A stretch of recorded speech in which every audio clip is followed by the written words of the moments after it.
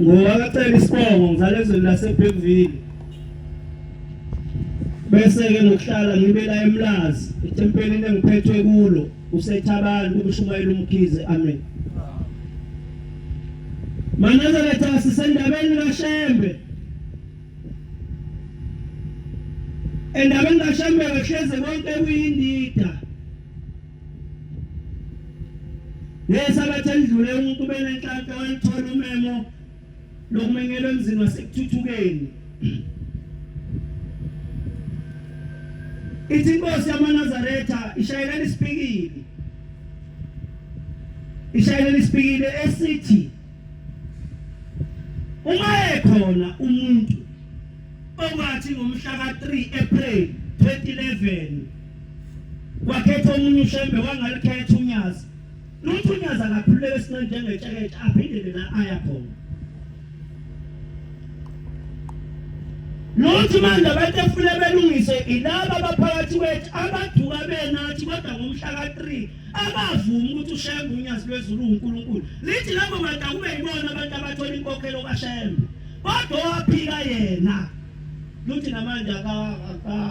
ayikho enye indlela yokwenza. Ngiyakhumbula ngalelela uvula umusa lathi bonke laba babebaduka abeze front baqonde besho bethi inkosi saduka siyacela ukuthi sibe ngaphansi kwesandla sakho. Ngomara ikanga 239 ithi uyathanda abantwana abayisolayo. Inkinga ngathi abanye bethu abayisoli ingakho ngathi ibhawudi liyaqina. Manazaretha yathi inkosi yamaNazaretha isiqu sesibili asothi njalo masithandaza sithi inkosi sicela usithanda. Yathi ngoba thina lokhu uthanda esinganalo lokuthanda uShembe yayisithi asothi masithandaza sithi inkosi sicela usithanda. Ukusala kwethu emzini wasebuhleni asisalanga ngoba siwonke noma siwogeba kwaba uthando lwaShembe lokuthi asisale ngaphakathi kodwa kuba novalo ngekudala nje songela isikhumbuzo senkosi uThingo. Ngiyayikhumbula ngelinye ilanga ngifunda incwadi kaGenesis 6:3 phela nje ngingibambele yona. Genesis 6:3 masi amaNazaretha sizogcina inkando nemithetho kaShembe iyona into lezosenza ngomhla kuphela sikwazi ukuthi sibonane noShembe ma uNkulunkulu ekhumula inhliziyo zethu ayikwazi ukugcina imithetho yakhe noma singakholwa kanjani masithula umthetho ukukhola kwethu kuyisi. Mayikhona ethola ngicela ngithulele Genesis 6:3 wathi uJehova umoya wakhe angeke usahlala njalo kubantu ngenxa yani ngenxa yezono zethu wabe sethu Shembe siyinyama nje insuku zethu ziyaba ingome ngamakhulu awuye ku5 khona lapho uThixo wakubona ukubona kwethu ukukhulu emhlabeni nokucabanga kwenhliziyo zethu yebo ukucabanga kwethu kubi njalo wakuShembe engcwele seguquka enhlizweni yakhe wadabuka ngoba wayisenzile thina abantu emhlabeni wabe sedabuka enhlizweni yakhe wayesethi uShembe ngizobhubhisa abantu engibenzileyo bangabikho ebusweni bomhlaba abantu inkomo nezilwane nezinyoni zezulu ngobani ukuba sisolile ukuba ngibenzile ngoba uyisolile ukuthi usenzeleni. MaNazaretha akungafiki ithuba la uShembe ezoyisola ukuthi emzini wasebuhleni wasigcinelani ngokuba ngiyazisola ukuthi ngibenzele laba bantu basala emzini wasebuhleni ngoba mase bephakathi bayahlula umthetho uNkulunkulu abanika wona. Khona umuntu uJulayi esaba kuwophatha umzi wasebuhleni ngensizwe yakhe yaphakama kuyina basho yathi nabantu abathatha amathitha abanye abantu yathi kunabantu abasela la ebuhleni abathatha amathikithi abanye abantu befuna ngabe khambe bona. Ungabona ngani bayahluleka umthetho la ekhaya.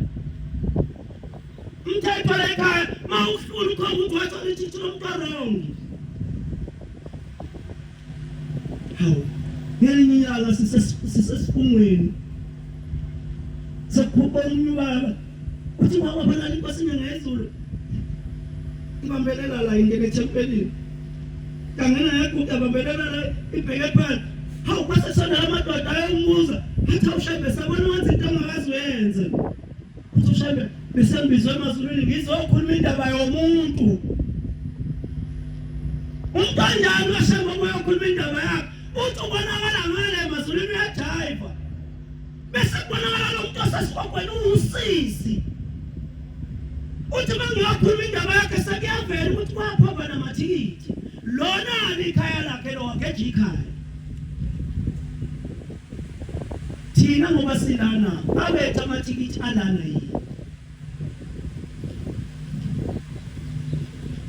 Naye uMashombe angazi maNazaretha kwakhe jeka kanjani ngoba yena Shembe okhuluma into eziningi ezizokwenzeka nezenzekile. uShembe inkosi langa uyena Shembe okhulume ngosizo ozophatha amaNazaretha kodwa ibhade sibe nalo ilele sinalo manje onyazi lokuthi uShembe mayekhuluma uthalaliswa ube ngathi kuyinkonzo athi uShembe mayekhuluma lenza inkonzo ushale into abathi ngesilungu i-eye opener vula amehlo nengqondo ukuthi bukani bese niyeza kimi nizobuza angithi ngubani bese enkosini ilanga la kwavela khona ukuthi udaba lokwakha abantu ezulwini seliphelile akaze athi khona futhi akavela phela ukuthi khona inkonzo yenkosi ilanga la yake buya khona yathi udaba lokwakha abantu ezulwini selikhona akuyona into ehluphayo. Uyabona ngoba uShembe ekhuluma kakhulumela ukuthi asizele esontweni ukhuluma ukuthi indlebe zethu bayivulele ingakho kuthi uTekinele mangiphiwe indlebe ezivulekile zokuzwa manje le kuyadinga ngathi besingathola abantu abazoba nomoya lo uShembe wakhuluma ngawo lona ihuka lathi uShembe akabe kunina abe umoya kini ningamgcobi ningambuza bathi akabe umoya agijime emthandeni yegazile sibathola abantu abazoya kuye bathi inkosi emhleni ngaba netata agibela nomunye ubaba sithi siyayikhuluma le ndaba singabafana bayisethi mfana le ndaba okhuluma ngayo leyo nsizwa uShembe kwakufika unina noyise bezobika ukuthi umkakhe uyathuka ucela abantwana ithi leyo ndoda eyazalwa lapho yazalwa yabayike yagcina idlula kuleli bandla lamaNazaretha isiumvangeli isibongo sayo yakwashona wathi yazalwa yeyodwa emveni kwalokho akazi athi uShembe selikhona udaba lokwakha abantu ezulwini. Iyona lento amaNazaretha edala ukuthi uShembe unyazibeze lusho njalo eBholi lathi nabantu engithi bangithakiwe lebona bayiseleni yathi kodwa umhla uphelwe yeza yathi kodwa umhla uphelwe yeza leli bandla ngayipha babami lesikoleni ngaya kancane kuningi ngaya kakhulu esikoleni leli bandla ngeliphatho ngemfundo lo phathwa ngumthetho kaShembe nathi futhi asingayanga esikoleni leli bandla ngeliphatho ungayikwethe esikoleni ngeliphatho ingqondo zethu lizophathwa umthetho kaShembe ma usehlula ufree lana ukuhamba uyokwenza intando yakho kini akekho umuntu obambana nawe athi uyaphi ngathi kuthiwa makhamba wena kuyashona nalabo abafikayo nalabo abasazophenduka abasifica amaNazaretha njengoba lithi luthunyazi baninga bezayo abafica amaNazaretha phela abangafiki into eyifana namaNazaretha mangaka amaNazaretha khona phela iNazaretha inhliziyo yomuntu akuyona ingubo iNazaretha inhliziyo yomuntu akuyona ingubo mangaka amaNazaretha lana ngeke phela siboye kanje ngathi asizazi noma siwona yini hayi siyabonga mekho kodwa ngabe ingubo maNazaretha le ngubo akuyona iNazaretha inhliziyo ithi insizwa yakwaNcube esimushumayela namhlanje ithi wathi uShembe angiphiwe inhliziyo yokungazoni bathi ngingazodi ngisho ngikhulume kabi. Siyakwazi thina uyazi le pethiziyo ungaze ufunga ukuthi leso iyafana noJane wakhulunywa ngamfundisi uGcwele bathi ayinehlo lesithathe ngangimuva bese khona amaNazaretha anenkinga la mekabona umuntu othize avela aphume esontweni silana nje khona bangasalatshiwe ukhifama ehlakhe ingathi inkosi yamaNazaretha uThixo yayifunda incwadi ya6:16 ithi lezi zinto ezisithupha sisinengiso amehlo kaJehova yayisibala yathi namehlo khona umuntu angasekho la esontweni ukhifama ehlakhe abona umuntu angamthandi kodwa ufana ngomhlophe kodwa la esontweni akasekho uhleli nje manje ngoba ayisekho into azoyenza maNazaretha luthunyazi baninga bezayo bazofikani sizophuma la ngubani ngiphethe ukudla yeso sizophuma ngifuna ukubona uNazaretha ku sizophuma phela uNazaretha lo luthunyazi mawubona kamakhelwane wakho okuhlushekiwe thenga impuphu uyihambise ngoba usifuna loshela bathi mina ngiyamangala nina mase kuthiwa ngapha ngisho ngekephi ngoba nami ngikhona lapho